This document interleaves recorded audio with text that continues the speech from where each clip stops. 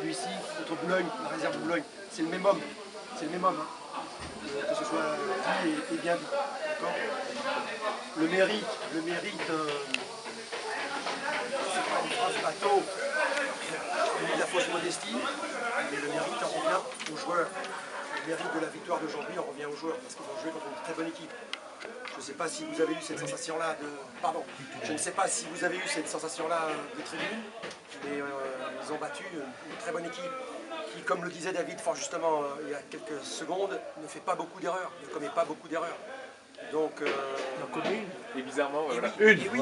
Non, mais le foot, c'est ça aussi. Hein. D'habitude, ce sont eux qui profitent des erreurs de l'adversaire. On a eu un peu de réussite, c'est vrai, par moment, mais on ne leur a pas permis de marquer sur l'une de nos erreurs. Et c'est tant mieux, c'est tant mieux. Et c'est la première fois depuis bien longtemps que l'on fait un match sans prendre de but.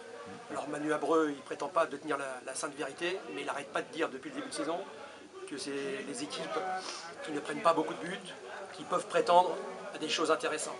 Je ne parle pas de monter, hein, mais à des choses intéressantes. Donc, on avait dit avant le match, et David est là pour en témoigner, deux possibilités.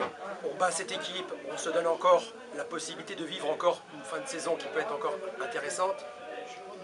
On perdait ce soir, c'était pratiquement terminé. Qui l'eût cru il y a quelques semaines? Ça a été le discours aussi. Qui l'eût cru il y a quelques semaines? Personne. Pas moi en tout cas.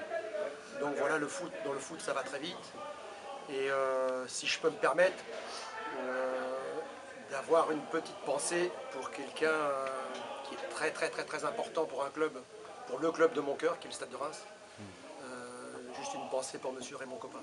Et aussi, et je sais que ça va faire plaisir à David, je le fais aussi pour lui, pour un petit garçon qui était gardien de but, qui est malheureusement décédé sur un terrain de foot il n'y a pas très longtemps. Bravo. Merci, je vous en prie. Bon, c'était un match où justement vous avez su profiter de cette erreur-là en première mi-temps. Ça vous a libéré, ça vous a lancé pour la suite de la rencontre? Ça a surtout obligé l'adversaire à revoir un petit peu son plan de bataille, parce qu'ils étaient venus comme il y a 15 jours pour nous contrer, pour vite sortir en contre sur des pertes de balles. On a eu, il faut aussi, malgré la victoire, le reconnaître, beaucoup de déchets techniques. Pas seulement dû à l'état du terrain, qui n'est pas extraordinaire, mais il ne faut pas se cacher uniquement derrière ça.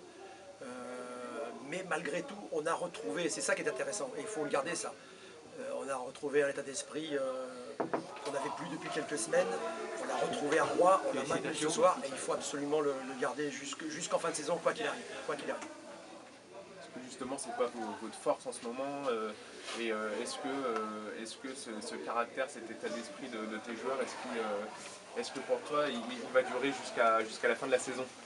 Je sais pas, je le souhaite, mais ce que je veux dire par là, c'est que si on n'a pas ça, et je vois qu'il y a un de mes collègues que j'apprécie beaucoup qui vient d'arriver, si une équipe de foot n'a pas ça, elle ne peut prétendre à rien.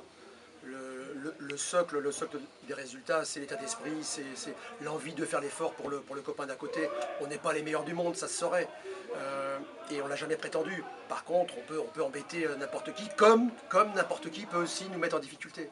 C'est déjà arrivé. Puis on peut se rendre compte aussi que les absences, elles ont bien été compensées ce soir, que ce soit Aliou, de toute façon, Rachid. De toute façon, c'est un constat qu'on fait avec David depuis le début. Et c'est pas Manu Abreu à ouvrir le parapluie, c'est pas ça, parce que moi j'assume depuis le début. Mais on n'est pas verni hein, par rapport à ça, on n'est pas verni. Sur une saison, ça fait partie du truc, mais ça fait beaucoup quoi. Ça commence à faire beaucoup. Il y a eu la guérison de miracle d'Aliou. Ensuite, sur la séance de veille de match, il se refait mal. Donc voilà, on est obligé de parer au plus pressé. Mais le petit a mieux que tenu son rôle. Donc voilà. Il m'a juste donné la difficulté de trouver le prochain latéral gauche. Quoi. Parce qu'il faut dire les choses telles qu'elles sont. Voilà. Bon, il a rechuté alors Aliou, non? Je ne sais pas s'il a rechuté parce que nous on pensait qu'il avait une grosse entorse à la cheville. Apparemment c'est au-dessus de la cheville. Il a pris un bon pet au-dessus de la cheville. On connaît ta réserve, ton côté assez prudent. Enfin, force est de constater que l'équipe est 5e à 3 points des 3 co-leaders. l'objectif, comment dire, Le mieux possible. Ton discours Le mieux possible. change le un discours peu, non change, oui. Bah, il change Face au forcément, classement. mais il change, mais encore une fois, je vais reprendre cette satanée phrase de Coluche qui disait la bonne longueur pour un homme, c'est quand les deux pieds touchent bien par terre. Moi, je suis là-dedans. Et c'est pas je fais pas du guirou. Non, mais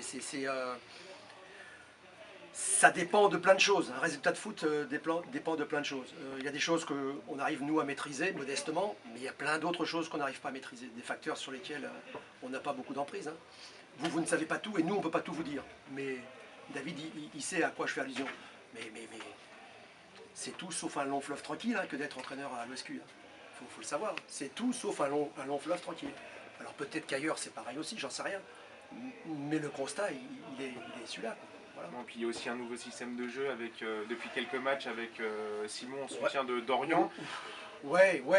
Est-ce que pour toi ça, je répète, ça coïncide avec les bons résultats actuels? Pas forcément, je répète. Simon Dia, c'est le point fort et l'une des faiblesses de l'OSQ. C'est le point fort et l'une des faiblesses de l'OSQ. Je le dis devant un collègue, mais il le sait de toute façon.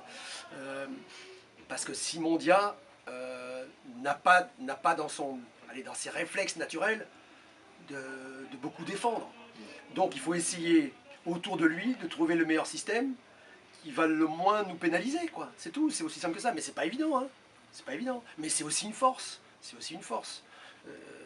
Il suffit de regarder le classement des buteurs. Je veux dire, Et de le voir aussi redescendre dans le cœur de jeu, ça pousse les adversaires justement à se concentrer autour de lui pour libérer les espaces sur le forcément, sur les côtés. forcément. Enfin, je ne suis pas les coachs, hein, j'ai déjà assez de boulot avec mon équipe.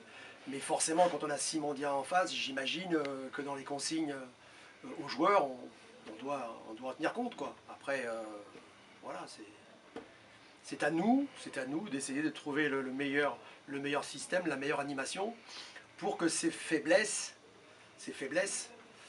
sachant qu'il a beaucoup de force aussi, nous pénalisent le moins possible. Parfois on y arrive, parfois on y arrive moins, voilà, c'est le foot. Il y a Feni Olnoy qui se présente samedi prochain, un deuxième match consécutif à domicile. Ouais. Là, l'occasion est rêvée pour enchaîner, confirmer. On va l'aborder de la même mettre manière. Un peu de pression aussi sur, oui, sur les équipes de tête. Oui. C'est un groupe qui est un peu fou. Hein. C'est un groupe qui est un peu fou parce que on s'aperçoit que tout le monde peut battre tout le monde. Moi, je le dis depuis le début. David, lui, le connaît mieux que moi parce qu'il a pratiqué avant que je le pratique. Mais même quand j'étais pas là, je regardais les résultats du groupe Nord, parce que moi j'ai fait le groupe Nord. C'est un groupe hyper difficile, c'est certainement l'un des groupes les plus relevés du CFA2. À mon humble avis. Merci Manu. Voilà, Benoît. Allez, bonne soirée.